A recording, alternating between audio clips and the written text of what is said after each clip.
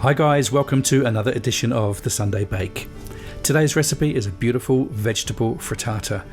I'm using capsicum, potato, onion, zucchini, mushrooms, pumpkin, cherry tomatoes. Now all of these are 1 cup measurements. Olive oil. I'm using 3 cheeses, mozzarella, parmesan and goat cheese. 6 whole eggs and a sprinkle of dill to finish. Let's get started. Into a medium-high pan, I'm adding my olive oil and I'm starting to fry off my potatoes. Just allow these to cook for about a minute or so before adding your mushrooms. Now it's time to add some seasoning, a little bit of salt and pepper. We're going to add our capsicum, onion and pumpkin, and just let everything cook nice and gently for a couple of minutes before adding your zucchini. Now I'm adding some fresh dill to this, and as you can see it's a fantastic burst of colour, and as I said before, you can use any vegetables you like. Now it's time to pour in our eggs. I'm using 6 whole eggs. We're going to top it off with cherry tomatoes and our 3 cheeses.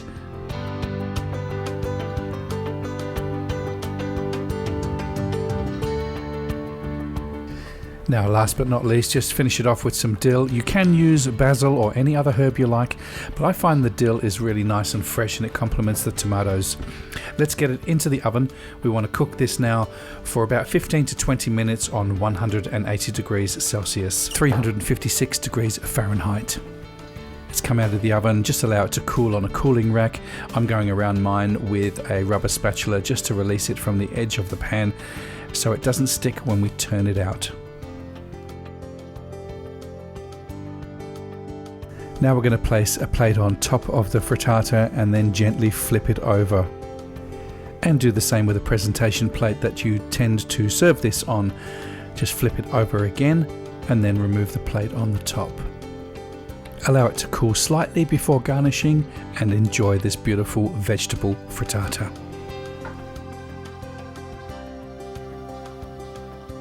Well, thanks again for joining me on the Sunday Bake. If you like this video, please give it a thumbs up, and if you haven't subscribed already to my channel, you can do so here, and also hit the notification bell, and that way you'll be notified with all my new videos, and you can find the full recipe on thesundaybake.com. Thanks again for watching, and I'll see you next week.